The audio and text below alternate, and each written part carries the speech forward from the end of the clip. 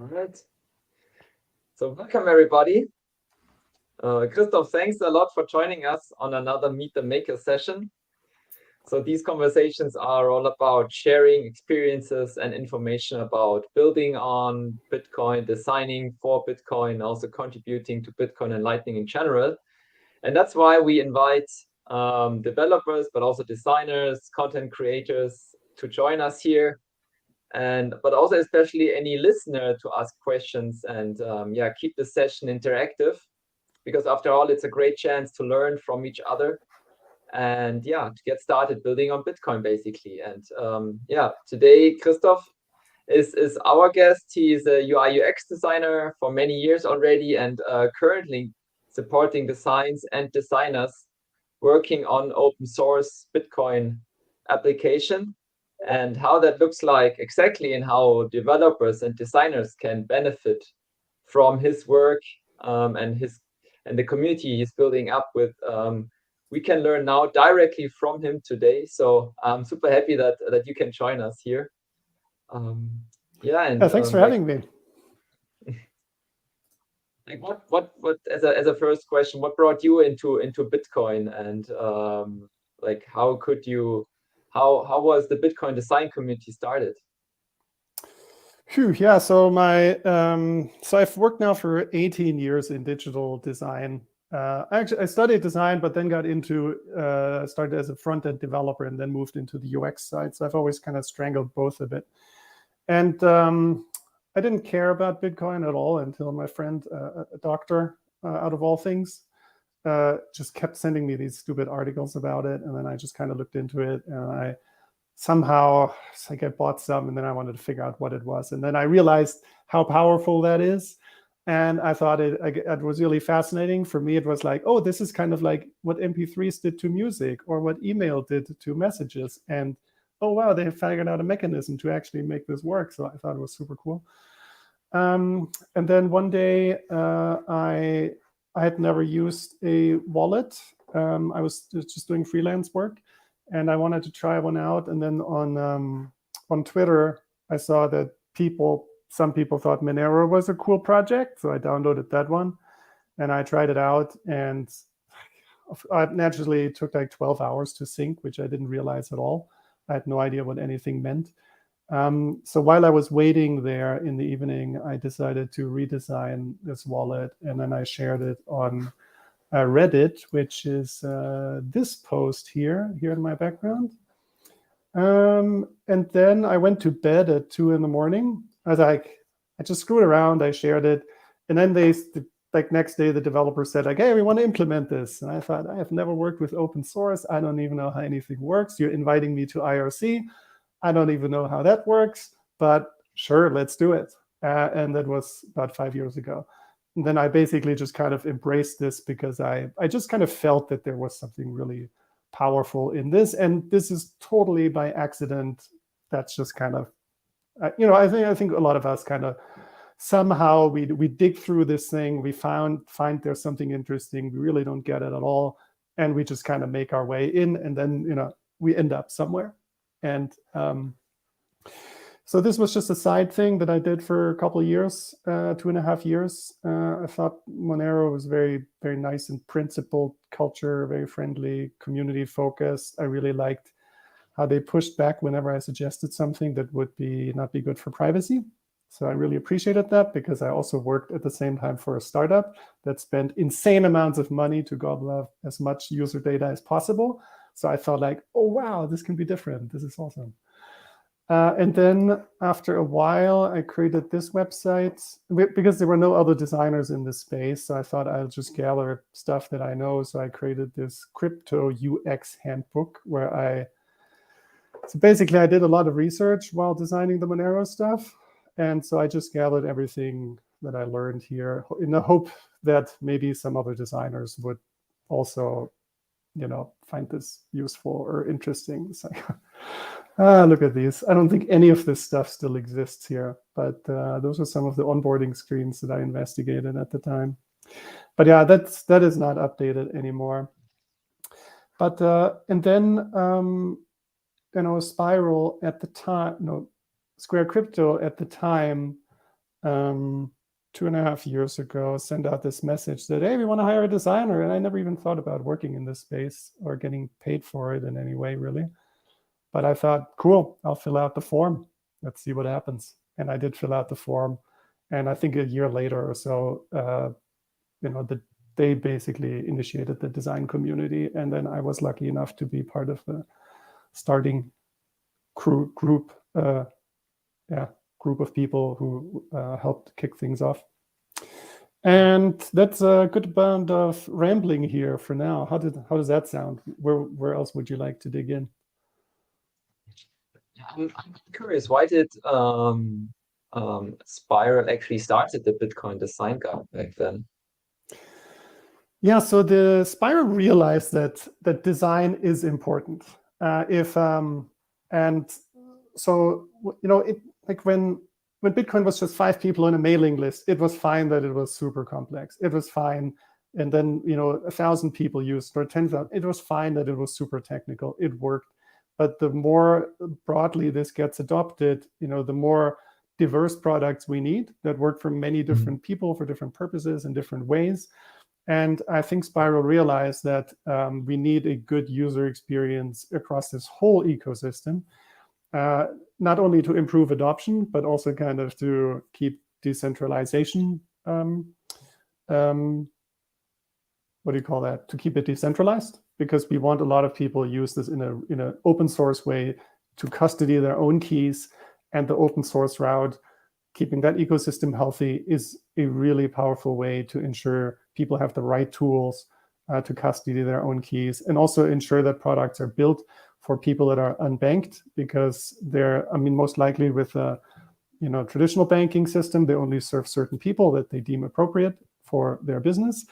And I assume some of this will apply also to the unbanked population. So if we can have a well-designed, diverse set of open source applications that work for many different people, the more sturdy, stable Bitcoin will be.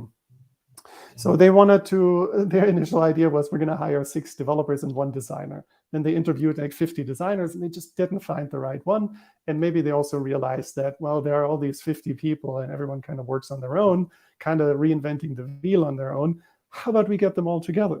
And so that was kind of the change in strategy based on their, user research that they did with the design audience there. Mm-hmm. And how many are designers currently working in the Bitcoin design community, or how can I actually think about the design community? How does it work? Where can I meet the people? Where are you organized? Yeah, so the bitcoin.design, here, this website in the background, you can join the Slack here. That is the easiest way. We also have a newsletter. There's Bitcoin TV and YouTube channels, Twitter account, all these different ways that the community expresses itself. In Slack, there are roughly 4,000 people registered. But as we all know, registration and participation and active contribution are just really, really different things. From talking to a lot of people, I feel like there are some patterns, like out of every community, like 10% is actually fairly active, and only 1% are kind of typically the core people that make things happen, and not just online, but also in real world communities like neighborhoods and towns and whatnot. So it's kind of hard to know, because we also don't track anything, right? There's no tracking on this website. We intentionally have no tracking. So we don't really know how all of this stuff is used, but that's also very intentional. And I think it kind of pushes us a little bit more to converse a bit more with each other, and maybe interview people when you want to know what they're actually doing. So that's good. So it's kind of tricky. But the main thing is that so we have this newsletter, and I feel like that is a good way to look at it. So let's pull up the newsletter. So I also help write this newsletter. And every 3 weeks it comes out. And every 3 weeks we manage to fill this up with people posting opportunities. Projects are looking for a designer, companies looking for a designer, random things happening. Then we have people asking questions, looking for feedback, maybe a design that they did or here European Bitcoiners looking for help improve their website if someone wants to contribute there. We have the Bitcoin design guide where we try to gather all the best design practices for Bitcoin applications, so people don't have to reinvent their wheel on their own. So that's kind of a very big, long-standing project. There's always an update in there. And then we have usually also a series of calls and other project-related things that are happening. And we manage to fill this up every 3 weeks. So there's a continuous, really diverse stream of activity happening. And people move in and out. I think that's an interesting thing with open source too, is you have kind of a core group of people in this community that kind of creates the base activity, and that allows other people who have jobs, who have kids, who may get sick, who are maybe on vacation or so, to just kind of dip in and out. Sometimes they have no time to work on things. Sometimes they have a lot of time. Sometimes a project doesn't need any design, but sometimes they do, and it allows them to come in and out, based on what their design needs and questions are. So yeah, a little bit hard to figure it out, but almost 4,000 registered people in Slack. And I think 500 people signed up for the newsletter, something like that. In terms of the content that you guys are writing about, obviously, I'm very familiar with the guide myself and the community, so I won't pretend like I don't know what it is. But maybe you can talk a little bit about how it started and how it's going. Not too long ago, maybe a year and a half ago, there were some conversations, or I think it was after you guys had just released like the first version of the guide, right? And you'd worked a long time on it, but it was very like on-chain focused. So how have things kind of shifted since then, and how have you? I'm sure a lot of people watching have probably heard of the Lightning Network, this sort of layer 2 solution for Bitcoin, which allows sort of instant and fast payments. So how are you designing for that as well, or how are you integrating that into the guide or the UI kit that you've also done as well? Maybe that's worth mentioning. Yeah, so the design guide, initially, it really just started with a Google Doc where like 20, 30 people were just writing in ideas of just stuff to talk about. And then we organized it a little bit, and then we came up with, in a way, also kind of different use cases. So we have this getting started section. This is more for designers who are completely new to Bitcoin. So you can learn about why this thing is unique. Also, for example, the visual language page that breaks down the history of where the logo and the symbol and the color come from, and some of these things that are in discussion here a bit, how the Bitcoin logo is expressed in different ways. There's a breakdown of the technology, just really, really fun foundational stuff. Also design principles, very important. So interoperability, decentralization, privacy, all this stuff. Then there's the designing Bitcoin products. So that's more if you already kind of know what you're doing and you're getting more hands-on. It provides different frameworks, also details on, like, this is a common one that gets discussed a lot, how to format Bitcoin and sats, how to handle these different units across different locales and whatnot. So accessibility, there's an overview of all the different user flows you find in wallets. So that's good when you're a little bit deeper. It's also helpful when, let's say, you're already in Bitcoin, but you're not so familiar with design and you want to come from that angle. So that's the background behind those and those use cases. Then something since earlier this year, we have these reference designs. So that's where, let's say, we have certain categories of products, like a daily spending wallet. That's typically your Lightning wallet because it's very low fees. It's on smartphones, lower amounts. And so there's a 12-page reference design that covers everything from first use, sending, backup, activity, contact, security, in a ton of detail. And so if you're working on that type of product and you have questions about how to think about it, what features to include, how to design the onboarding flow, let's say you're trying to figure out how you want to support sending and receiving with LNURL or Bolt 12, all these other things. There's just a ton of detail in here. And the other reference designs are less fleshed out. That's where there's a multi-sig on-chain reference design here. If you're working on that, this is a great reference. And then we have 2 smaller flows, which is an upgradable wallet that goes into the idea of progressive security. Let's say, you have a small amount on a wallet, and then that amount gets bigger. At some point, the wallet might say, hey, you should upgrade to multi-sig. Let's guide you through that process. And then shared wallet, the idea of shared custody, which I feel like there's still no good products out there that make this really easy. I would love to see this fleshed out further. And then there are other sections like how it works, because we try to focus on design and user experience. But if someone wants to dig deeper, they can go into how it works and just learn about, Lightning services, different types of nodes, privacy details, all this stuff.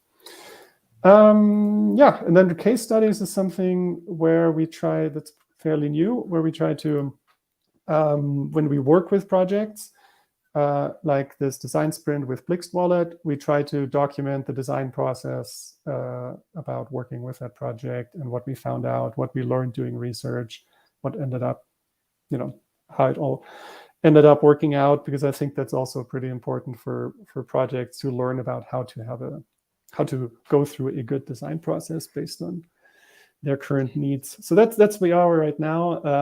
I think the Lightning stuff, the daily spending wallet is in really good shape.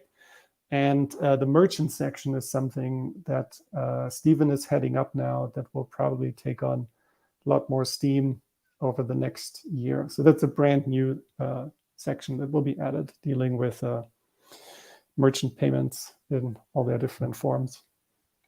That'll be a cool one. Come in and help out. It's all open. So yeah, join designers out there, join the community, please. I was actually talking to one of them, and they said they appreciated the guide so much because it saved them so much time in researching special parts of how to design the flow of a wallet, just by having a look at the guide actually. But I'm wondering, like, how do you, within the community, how do you come up with these recommendations? Do you have a process behind that, or some research methods that you apply there? So I think it's very practical. So I think everyone who has contributed to the guide, that's not the only thing that they do. So I'm involved at all times with like 3 different projects, and John's helped out a good amount. Bosch, Stephen runs a conference, does things on hackathons. Everyone's involved with other projects, and I think the content we try to come up with is very need-based. So, for example, we just had a small addition in, just as a very small thing, in the units and symbols page around pluralization, and that was simply added because someone asked for it. So, or let's say we observe a question that comes up 10 times in Slack over a few months by 10 different people, then that's something to address. So I think that is a very practical thing. I think there are other efforts like the unified QR code that also came out of conversations that were happening. So I think that's kind of the best, because it really addresses a current need people have. And it requires us or everyone to kind of pay attention to the conversations that are happening. The other interesting one is also more forward-looking, like Bolt 12 and async payments, how they will improve the Lightning experience. That's a bit more forward-looking, because those are not really live yet in any larger amount of products or applications yet. So if we can be ahead of the curve a little bit, that will increase the adoption of these technologies. So I think that's also a good one. So just very practical. And since we're all involved really hands-on, I think it just kind of bubbles up. Yeah. So I think with obviously any new technology, there are patterns that kind of organically emerge, or the wheel maybe doesn't get completely reinvented, but maybe it changes shape slightly, or however you want to phrase it. Since the Bitcoin design community started, how much of the, given that it started, I don't know, 2.5 years ago.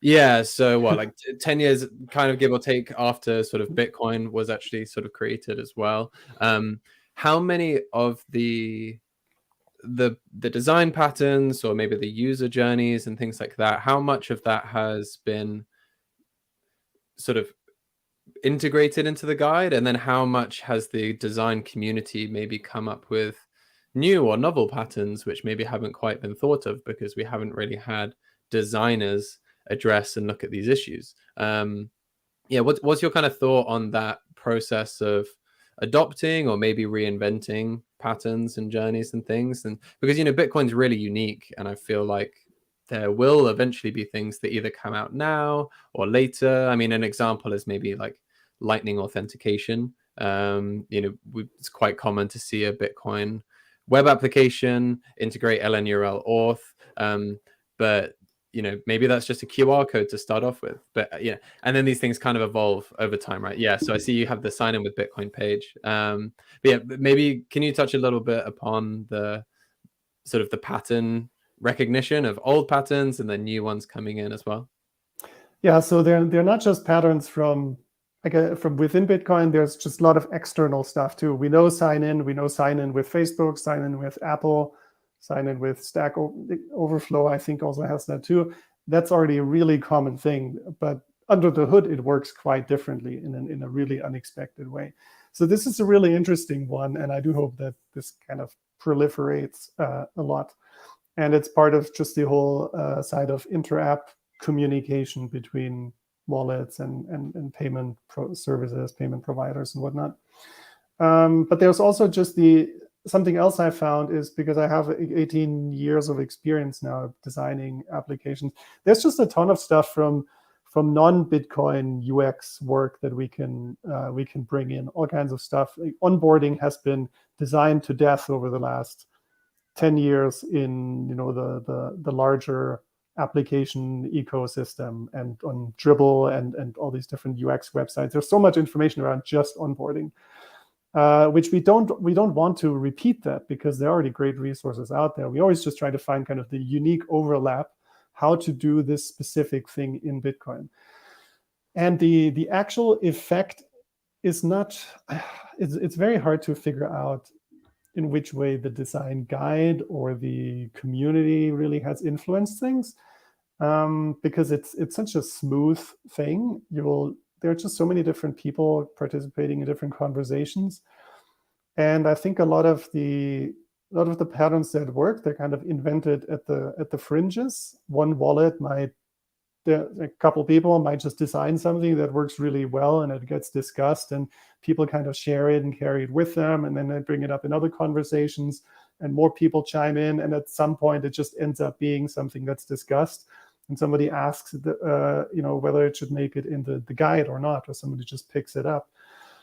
So it's a very organic process. I like to think that the community is really just that the guide is more of a reflection of the overall community, and not that the guide is something that imposes itself on anything. It's really just a more formal, more static summary of everything that's already been discussed, and where the community kind of has found its consensus on.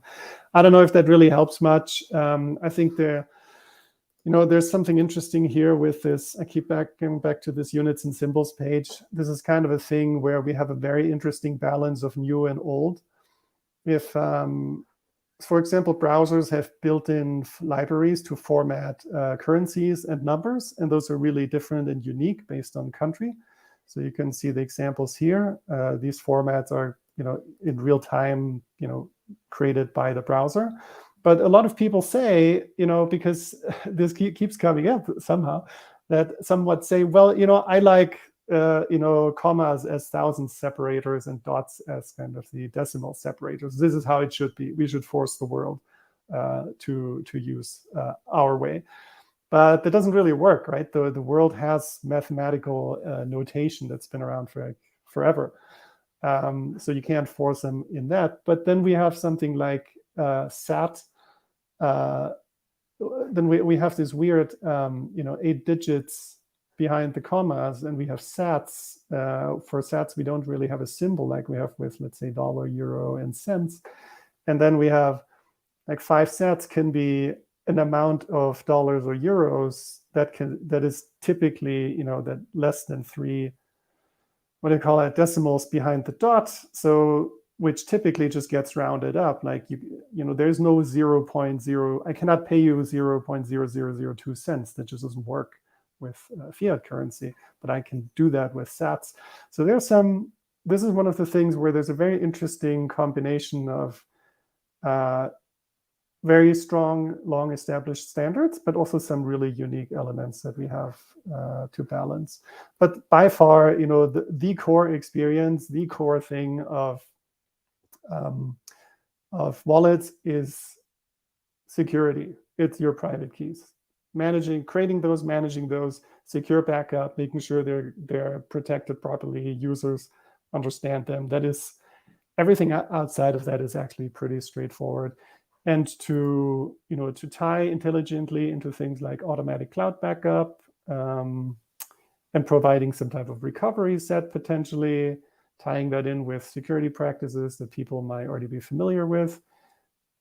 That is just a really interesting and tough and complex challenge that I don't know if we'll ever solve. Maybe we'll just come up with 50 different solutions for that one. But yeah, I don't know. Did that answer anything at all, or am I just rambling? Yeah, no, it did. I think, I guess what I'd probably take from that is that there's always kind of going to be this mixture of old and new. Like you said, if something like onboarding or, even a payment flow with like a fiat currency, you kind of have to try and sometimes meet users halfway. Right. So maybe it makes sense to redesign a payment flow in Bitcoin roughly similar to how someone would do it with their bank account. So that, if they then use a Bitcoin wallet for the first time, they don't have this completely new and novel experience. There's some level of familiarity and comfort with it. That's the approach that I would take. But also, I think sometimes these things can also be improved. So that obviously goes into the research side of things and doing user testing and all sorts. So yeah, I would say it's a mixture as well. But it's like a craft, right? You really have to have a very good sensitivity for how things are being done in all these different applications and different operating systems and then also really understand Bitcoin and what it can do, what it can't do, and how to think about it. You need to be pretty sophisticated there, and then somehow mesh them together in just the right way. And it gets very tricky if you think about connecting to different nodes, like managing a Lightning node, or where you get your on-chain data from, and what's possible, what isn't possible with each one. But yeah, that makes it a really cool design challenge. So that's why I enjoy that. Totally. Yeah, totally. I mean, I'm trying to remember who it was. I think was it Steven or Bosch? I think it was someone from the Bitcoin design community. Oh, it was Pavel next. That's it, right? I don't want to design Bitcoin products for my grandmother because my grandmother's not going to use Bitcoin. So what do you think about this kind of thing as well? Of, taking into account users and the audience that you have, should we be designing Bitcoin products for Bitcoiners, or should we be designing Bitcoin products for everyone? That doesn't exist. There's not a single product that everyone around the world uses. That just doesn't exist. You always have to pick something. And I don't, my mom is 70 and she ran a hardware company for 40 years. She can tell you all kinds of stuff about cryptography. And my son is 12 now, and he's got his allowance in Bitcoin for 2 years. And if you watch him play Minecraft or so, then, designing for kids is also like, no one is dumb, right? We shouldn't treat people like, my mom, my kid, whatever, they're all stupid. Like, we need to dumb it down for them. That's just not a thing. I think simplicity generally does not mean that you remove stuff or you protect people from everything. Simplicity and a good product really just means that it was the sequence is right of things, that you guide people in just the right way into the features, into the application. You give them the right feedback at the right time, that every single step is appropriate. And I think video games do a really great job at this, of guiding people into complexity. Like everyone can pick up, Super Mario or so, but these super hard moves where you have to do all kinds of combos and stuff to kind of finish the last level or so, that takes a lot of practice, and you make your way there. So I've also seen this pattern a lot where applications try to have kind of a simple mode and an expert mode. So I think these things just don't apply. I think we have to pick a focus of our product. For example, the daily spending wallet, that's great when you're out and about, small amounts, appropriate security for that. Maybe there's the vault solution, maybe with inheritance features for larger amounts, maybe shared custody with multiple other people and some way to recover it properly. And you're going to have to, or maybe like what this Acrement is doing with these agriculture communities in Africa, I think. Also a very unique setup there, which requires a unique product and service. So I think you have to pick, and it will really define an insane amount about your product. But I think we should not pick based on stereotypes. We need to do our user research and have a very thorough understanding of what the actual needs are, and pick up people with the understanding that they have based on the needs that they have and whatnot. That makes sense. I mean, I like the way you kind of also split it down into the Mario Kart game. I think that's really easy to understand. And all you need to do is, click play, choose your course, start a game. Everyone can kind of get to that point, and everyone can use the cursors to just basically go left or right and forwards and backwards. But then maybe if you click the options button, it opens a side menu and it says, hey, if you click these 3 buttons at the same time, you'll shoot out a banana, or I don't know, whatever it might be. Like, it kind of makes sense to break things down a little bit like that as well. And also another thing you mentioned, which I think is really good, is that there are different products for different use cases. And this is kind of one of the great things about product design, is that we can work on different use cases, and it doesn't have to be the super app to end all apps. It's probably a good thing that there isn't one Bitcoin wallet. It might be good for like batching transactions or something like that, but it's, there are privacy use cases where Wasabi or Chaincase on mobile or whatever it might be is better than having a custodial hot wallet. And then sometimes maybe it's better to have a wallet on, if you need to sell Bitcoin, then you need a wallet on an exchange. And that's going to be different to your privacy wallet, or as you said, the vault or the daily spending. So the open market kind of creates this ability for different companies and product designers and, developers to create specific use cases which meet target markets or needs.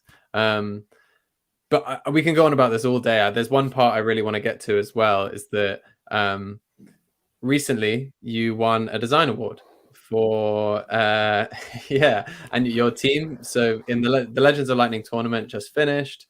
Do you want to talk a little bit about your project? So Saving Satoshi was this really sort of futuristic video game that allows people to learn about Bitcoin and Bitcoin coding and stuff. And I would love you to talk a little bit about it for as long as you want, really. Yeah, of course. This is it's still ongoing. We're planning out the rest of the development now for our V1 or MVP version. So this started with the Designathon 2.5 months ago or so. Adam Jonas from Chaincode, he just wanted to talk about this idea of this website he had for an educational website where you go through these lessons, but there's also this epic sci-fi story behind it that's based on the culture and the history of Bitcoin.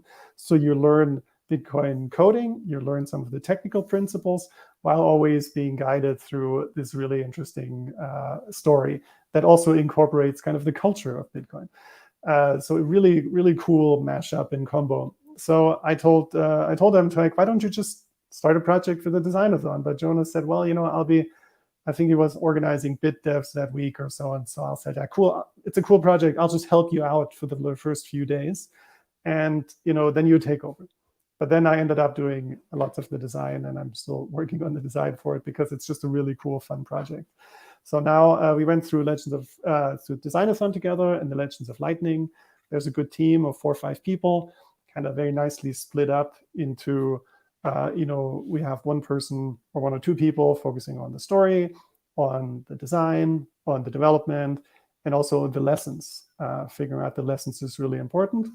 And maybe I'll switch over here to Figma real quick. Let me see if I can pull this up. So what happens is that the story, as it goes, is as a user, you find yourself in the year 2039, and the very last Bitcoin is slated to be mined. But then, something terrible happens, and you need to figure out what happened, and you need to kind of save Satoshi, save Bitcoin. And what you do, you have to, defeat against 1% attacks. You're going to have to, the challenges here involved are around hashing and mining, pools, and all that. Then there are other challenges where you learn, what is this one again? You learn about derivation paths, you learn about PSBTs. Like there's 10 chapters, and each chapter is part of the story. Like here, mysterious billionaire is claiming to be Satoshi.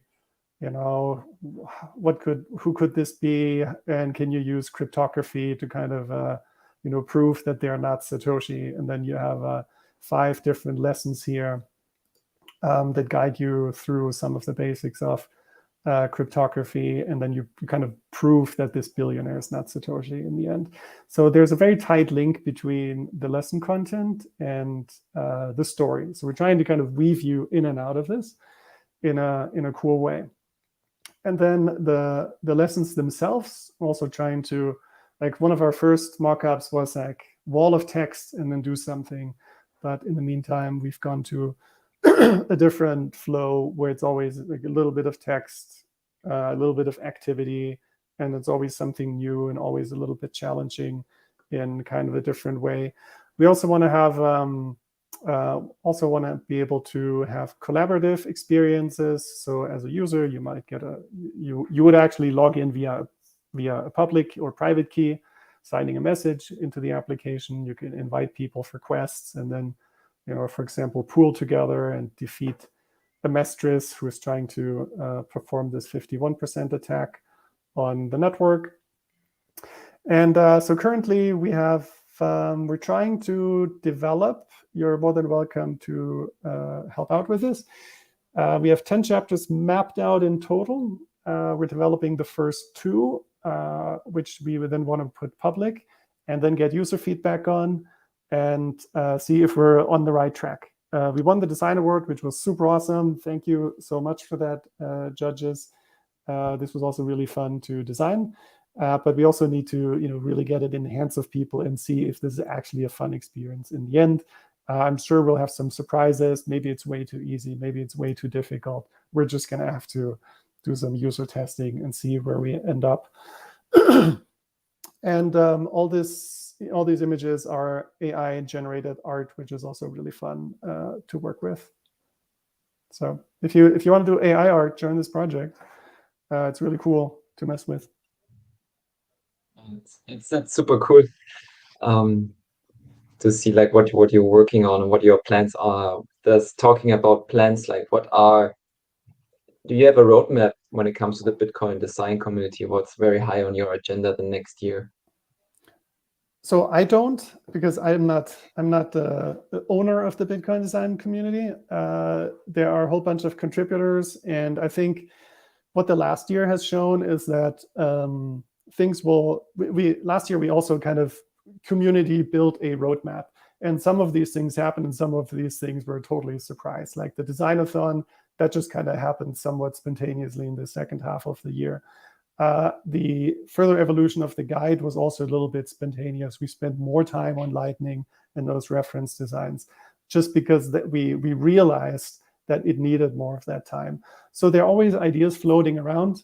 A bunch of people want to get more involved with conferences, have booths, have like a design day at a conference, organize their own conference. There's that type of stuff happening to get more visibility and bring more people in, not just Bitcoin conferences, but also maybe general open source, general design conferences, maybe maybe neighboring Web3 conferences and lure some people to the promised land. So there's some ideas like that. Well, the merchant section is something Steven's heading up. I hope we can do more with the adoption of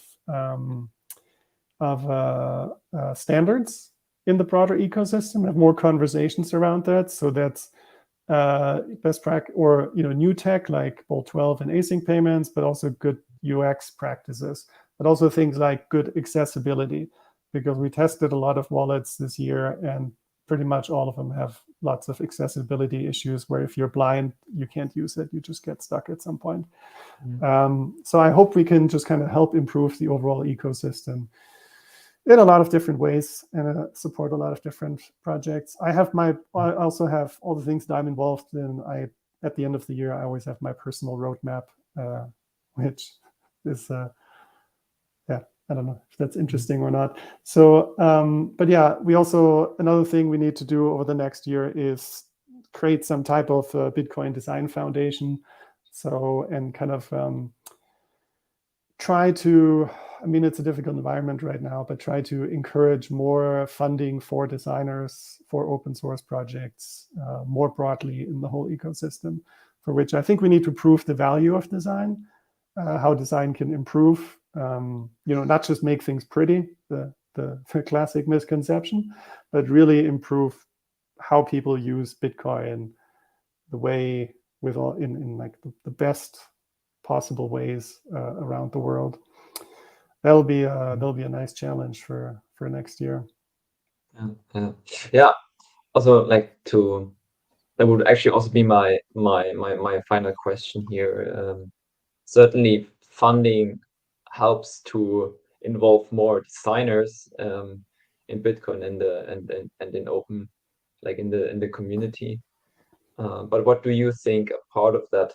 What are your thoughts on how can we get more designers in Bitcoin, and maybe even in this special type of work, working in the open, designing in the open? Yeah, that is a tough nut to crack, right?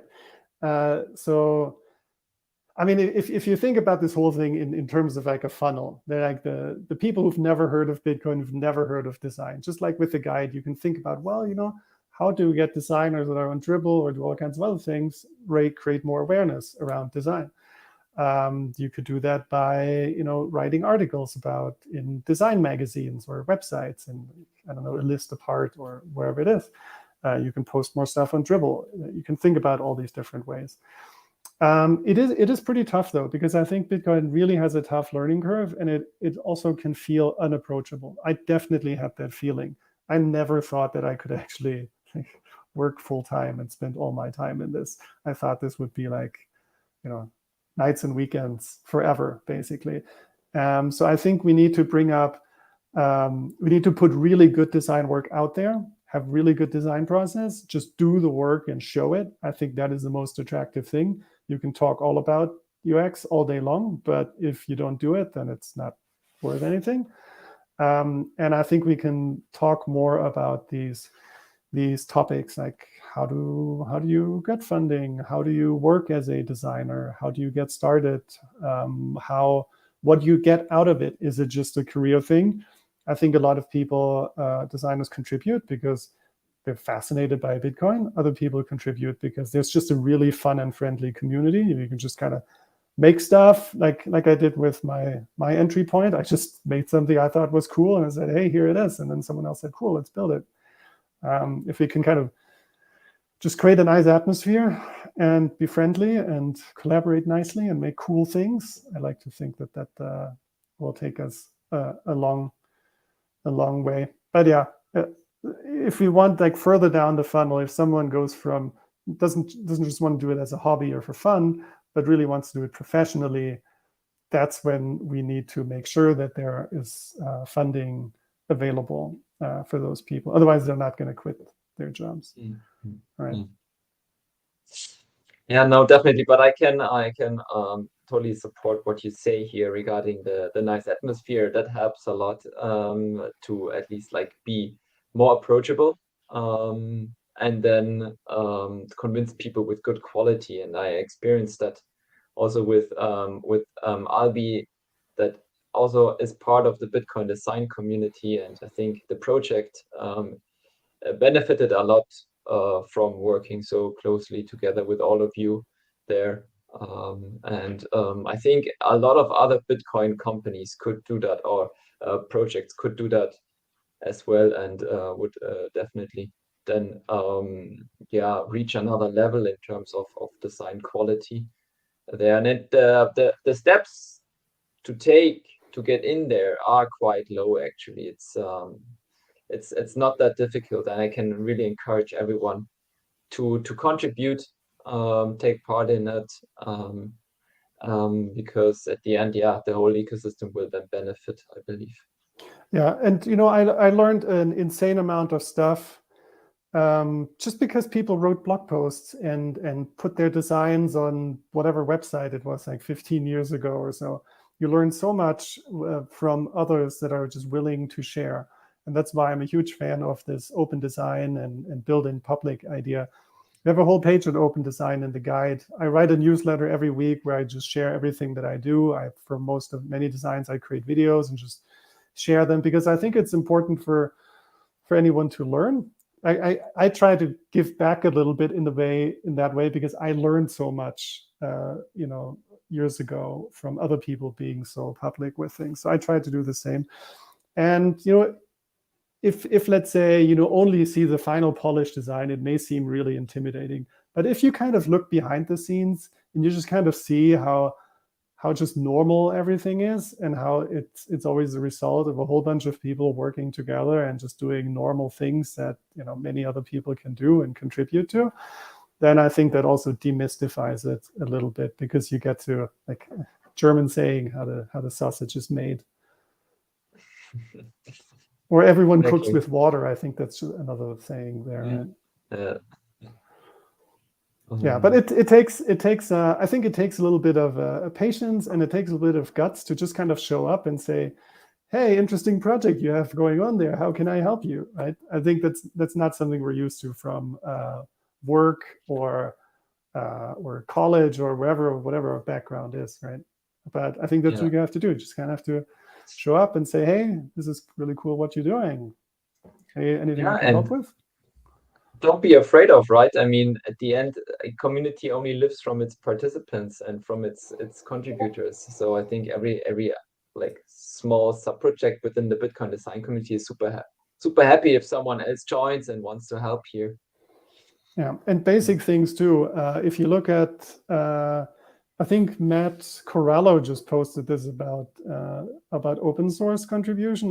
You should spend 50% of your time giving other people feedback. So right now, for example, there's Mark in the Slack community. He wants feedback on this Bitcoin, what do you call it? It's like an online magazine. There's another word for it that I can't think of. And he just shared it, and he was like, hey, anyone want to give me feedback? So just responding to these types of things and just giving productive, helpful feedback. It's a really great way to meet people, get a feel for things, and also to really help out. And that's a good entry point. Or just putting those emojis there, like the 100% and the fire emoji and the smile, or whatever you like. So thanks a lot. Thank you so much for sharing all this know-how, for all the work that you put into the Bitcoin design community. And it's great to have you here on the show. Also, thanks to all the listeners. Please have a look at the Bitcoin design community. Contribute, like as we know, like basic stuff is already like enough and important. Also, we learned a lot about the different artifacts of this community, about the newsletter, the Bitcoin design guide, and also the series of different calls that they organize there. It's quite a cool project. I can definitely confirm that. And yeah, to all the listeners, please share this episode with others who may be interested in this topic. And also feel free to let us know what topics you would like to see covered in future episodes. Get in touch with us in the comments. Get in touch with the Bitcoin design community. And I would say that see you next week for a new episode. Awesome. Thanks for having me. Thanks all. Thanks, Moritz. Thanks, Ed. Bye. Thanks all for tuning in.